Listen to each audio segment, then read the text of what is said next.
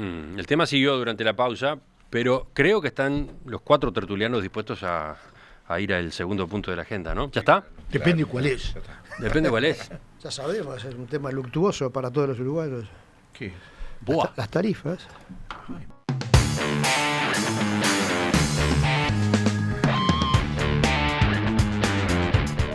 Seguimos en la mesa de este jueves 22 de diciembre. Estamos con Fernando Butazón, Carlos Ramela, Esteban Valenti y Antonio Mercader.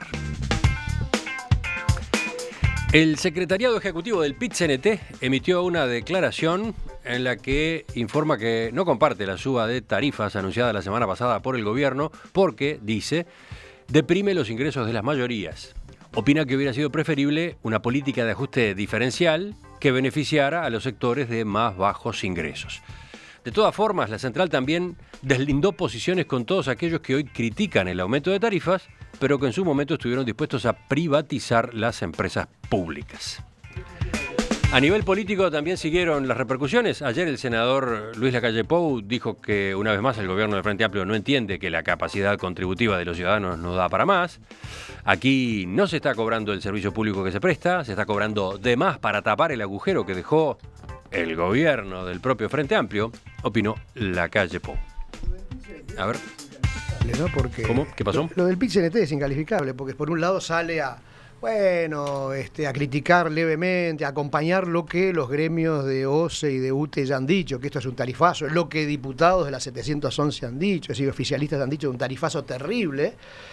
Por un lado sale, acompaña levemente, pero por otro lado... El término que usa parece haber sido cuidado, ¿no? Dice, rechazamos, protestamos, dice... No compartimos el aumento de tarifas públicas anunciado durante la semana pasada. Yo empiezo a compartir. Pero de todas maneras, no se olvida de mandarle un viandazo a los partidos tradicionales con sus afanes privatizadores, cuando en los entes... Intenciones. Cuando en los entes... y no todos los partidos tradicionales. Yo hice la campaña con los colorados contra la privatización de los blancos. Muy bien, sí, los piratas, me acuerdo, los piratas de Sable y Parche, que son los que llegaron después, porque los piratas son los que llegaron después y arruinaron ANCAP, nos hicieron 800 millones, pero además digo, si alguien privatizó los entes, acá ha sido este proceso de los últimos años, donde los entes han tenido esa metástasis de pequeñas empresas privadas, donde hacen lo que quieren, ponen los sueldos que quieren. Hay 40 y tantas, ANCAP tiene 15, muchas de ellas operando en el exterior sin control ninguno, perdiendo plata a raudales. Un breve análisis, ANCAP, fíjense, interesante manejo, 800 millones, una deuda, un tema judicial. La UTE, una rebaja prometida, venía la eólica, nos iban a rebajar las tarifas, las aumentan. OCE, el comunicado de los trabajadores de OCE creo que es de una elocuencia, cómo critica el director, pero además yo tengo una cuenta pendiente con OCE y es la reforma del agua. Nos vienen a quitar el agua, nos roban el acuífero guaraní, el agua es vida. ¿Se acuerdan de todo aquello? Hace 12 años. El comunicado de la Federación de Funcionarios de OCE, ese sí es contundente en el rechazo. Sí, señor, pero es más, ese sindicato pagó páginas en los diarios, páginas enteras, páginas, sí, o medias páginas, para publicar avisos grandes, sí, señor, con el texto, ¿no? ¿Se acuerdan del plebiscito del agua? Modificaron un artículo de la Constitución, le agregaron 2 carillas al artículo de la Constitución, porque había que preocuparse de la cuenca hidrológica, había que preocuparse del estado del medio ambiente, había que preocuparse de la calidad del agua. Mire, la calidad del agua que nos da OCE, que hay protestas todos los veranos. El otro día venía yo por la interbalnearia y un grupo de vecinos ahí por el kilómetro 60 parando los autos diciendo que tienen una pésima calidad de agua, que el agua sale marrón. Eso no ocurría en el pasado. Sin embargo, hubo una reforma constitucional para que el agua jamás fuera privatizada. Bueno, el agua es pública, ahí la tienen, el agua pública. No quiero hablar de Antel, del cableado millonario y del Antel Arena, pero digo, todo eso lo pagamos los uruguayos. Tanta ineficacia, tanta burocracia como se ha cargado los entes, tanto gasto inútil que hay en los entes, lo estamos pagando todos. La fiesta de Mujica, los 5 años de Mujica nos han traído a esto, a este tarifazo. El tarifazo de hoy, se calcula entre 400 y 500 millones de dólares van a recaudar con esto, a lo cual se agrega el IRPF y demás. Bueno, eso es lo que nos está pasando. Bueno, yo creo que analizar el incremento de las tarifas a partir del 1 de enero, sin analizar el resto de los datos económicos disponibles, me parece que es por lo menos poco serio o liviano, ¿no? Es muy fácil apelar al bolsillo de la gente, decir, les metieron un tarifazo, les están robando la plata, eso es para recaudar, para tapar el agujero. Todo eso es muy fácil. Lo que creo que es difícil es armonizar discurso tremendista y apocalíptico, el mismo que hay con respecto a la seguridad, que lo hablábamos hace un minuto, el mismo que hay con respecto a la educación, el mismo que hay con respecto a la limpieza de la ciudad. Es muy difícil armonizar eso con los datos concretos y con cómo ha funcionado y cómo ha respondido la sociedad uruguaya, la economía uruguaya, el mercado de trabajo, en general, el consumo, a la situación económica. Entonces, yo creo que el aumento de las tarifas están dirigidos, digamos, a recaudar, a mantener una estructura de la economía que ha probado ser eficiente.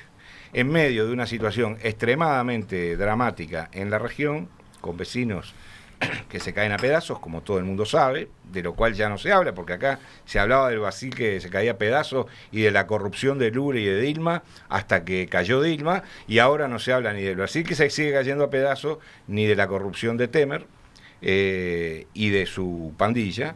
Pero digo, en medio de una estructura económica regional muy compleja y de una inestabilidad creciente en las economías centrales, me parece que tener una política que da estos resultados en un año extremadamente difícil es muy bueno. ¿Pero qué resultados, Fernando? ¿Qué resultados? ¿Nos van a sacar 500 millones de dólares con las tarifas? A ver, resultados económicos son los que da la economía, los mismos que tú, Antonio, usaste en múltiples ocasiones para decir lo mal que estaba la economía del país. Entonces ahora los resultados a fin de año no son esos, no son malos. La economía ha crecido. Todo el mundo ha revisado al alza los índices de crecimiento. Pero bien no andamos en la medida en que nos aumentan el IRPF, aumentan el IAS y dan este tarifazo. Claro, ¿y cuáles son las señales que da la sociedad para que eso de bronca, de protesta? Y de aumento del consumo y de aumento del trabajo y de disminución del desempleo. De aumento de la dinámica económica en general. Entonces, señores, vamos a analizar la realidad, no con consignas. ¿Todo va bien entonces? No, yo no digo que todo va bien, Antonio, yo digo que hay muchos problemas. Lo que digo es que este aumento de tarifas está en una línea de consolidar una política económica que ha dado resultados en un momento muy está en la línea de tapar crítico. El agujero que han hecho en ANCAP, en Pluna, en todos lados. Lamentablemente, la presión tributaria y el costo de las tarifas es altísimo. En Uruguay lo costo país señala todo el mundo, hasta ahora el PIT-CNT y varios sindicatos de empresas públicas. El amigo Fernando está más solo que Artigas en el Paraguay, con esa prédica a favor del aumento de tarifas. Padre Artigas. Recordaré hasta el último de mis días El ministro se juntó el otro día con los directores de los entes.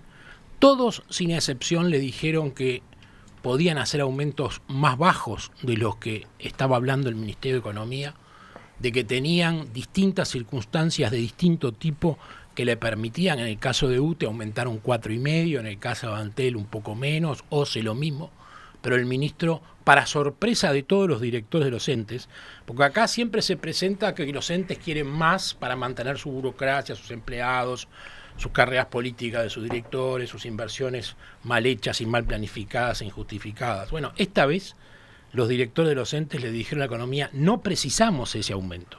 Y Economía dijo, sí señores, van a dar ese aumento. O sea, ahí está la explicación de que esto es para recaudar. 450 millones de dólares es la cifra que el ministro de Economía les dijo a los entes que tenían que pasarle a renta general. No es nuevo eso en la historia política del país, ¿no? No es nuevo. La tradición de pedirle a las empresas públicas plata para renta general. Pero bueno, no es nuevo, pero cuánta cosa vieja que iba a mejorar antes, ¿no? Y que no ha mejorado. Pero además hay que ver las respectivas circunstancias. Está bien que no estamos como Argentina y Brasil, por supuesto, como dice Fernando, ellos son los peores de la clase, pero lo nuestro no son todas perspectivas favorables. Tenemos una situación de falta de productividad importante, tenemos una situación de inflación latente, tenemos una situación de encarecimiento Déficit. del riesgo del costo país, que es enorme, que traba la producción, pero además afecta a todos los que consumen. O sea, hay una cantidad de situaciones que cuidar. Y el Estado uruguayo tiene que seguir esquilmando a la gente porque tiene adentro enormes ineficiencias producidos por las cosas que toleró alegremente durante los gobiernos de Mujica y antes incluso, donde se hizo todo este zafarrancho de que las empresas públicas, tuvieron un récord, creo que es mundial, fundieron un ente monopólico. Era la única vez en la historia que un ente monopólico que fija sus tarifas como quiere puede quedar fundido. Ahora, lo de ANCAP justamente es increíble. Cuando el ministro le pidió el directorio de ANCAP que cómo justifica el aumento de los combustibles a partir del 1 de enero, Astori superó toda su inventiva, que hasta ahora yo en general la elogiaba y decía qué tipo que... Ya ahora el descalabro de Astori es total. Ya ha perdido credibilidad, ya dice cosas, seguramente porque perdió a Esteban como asesor directo. Pero dice cualquier cosa. La explicación de Astori es que la suba de los combustibles se debe dar porque hay una previsión para diciembre del 2017 de que el dólar va a estar a 33.50. Entonces, en función de la previsión a 12 meses, suben hoy los combustibles. Claro. Yo me acuerdo de aquel personaje, cuando escuché a Astori me acordaba de aquel personaje de Telecalaplum, eso que era el Chicho, que le pasaba a Almada la genialidad de poner agujerito y Almada se la pasaba por el pecho y decía grande Chicho. Bueno, Astori es el Chicho, es genial. Esto de que los combustibles aumentan porque el dólar va a estar a fin de año a 33.50 es único. Solamente Astori lo puede decir. ¿En el ranking cómo lo pones con respecto a Bonomi, Astori? No, Astori fue un ministro presentable y entendible y que dijo cosas muy sensatas y que hay que decir lo que muchas veces gente del mismo frente dice, que Astori hay que valorarlo no por lo que hizo, sino por lo que impidió. Porque si no con Mujica no llevaban puestos. Ahora, es cierto que hoy en la desesperación de ver que él fue copartícipe de esos gobiernos y manejó los equipos económicos y se generaron estos zafarranchos, Astori sale a decir cosas que son impresentables. Esteban, no te dejan hablar. Bueno, a ver, defender aumentos debe ser una de las cosas más difíciles que hay sobre el planeta. Y voy a hacer así, si la situación económica que hoy tenemos la tuviera cualquiera de los dos partidos tradicionales, nos matarían a impuestos y ajustes. Pero eso es ciencia ficción. Y nos mataron a impuestos, ajustes y de tarifa y todo lo demás. Yo me voy a guiar por una entrevista. Bueno, recordemos cuando asumió la calle. Por favor, nos mataron. Fiscal pero voy a hablar de una veníamos cosa. con una inflación de 3 dígitos. También acá la inflación iba a superar el 10. Herencia de la dictadura, ¿no? Quiero terminar, yo no interrumpí, quiero terminar. Respetuosamente, Esteban dejó hablar a los otros tres tertulianos y escuché cosas y ahora lo interrumpen terribles. todos. No, y fue aludido por la verdad. Entonces, voy a decir así. Escuché la entrevista que Emiliano le hizo a Deloitte, a Pablo Rosselli. ¿Qué dio? Yo digo a los escuchas que pueden acceder que lo escuchen, que es una entrevista absolutamente de alguien que es un profesional y que le da la importancia que tiene a este tema del ajuste de las tarifas dentro de un marco de que no le va a cambiar los grandes números, pero sí marca una tendencia que le da solidez a la economía, que le da perspectiva, aunque duele. A mí no me hace ninguna gracia. Sí, ¿qué me falta? Destaco del análisis de Deloitte 2 puntos. Fue muy, muy profundo y hasta complejo en algunos momentos el comentario, pero 2 puntos. Uno, la necesidad de que las empresas públicas tengan rentabilidad, porque si no es imposible que se hagan las inversiones que se requiere, etcétera. No, pero lo otro, a propósito del aporte de las empresas públicas a rentas generales, él daba alguna magnitud, comparaba magnitudes, ¿no? Hasta ahora se le estaba pidiendo 160 millones de dólares a las empresas públicas. Bueno, parece que se le va a pedir 500. Pero el gasto total es de 15.000 millones. O sea, el gasto está lejos de pagarse o de acercarse al pago con lo que se va a pedir a las empresas públicas. Y dio cifras muy sólidas, etcétera. Ahora, ¿qué pasa? A mí me faltan dos cosas del discurso. Yo creo que el discurso buscaba una explicación en una lógica que yo en algunos aspectos no comparto. Yo no creo, es decir, no lo va a decir Astori. ¿Por qué? Porque es parte del gobierno.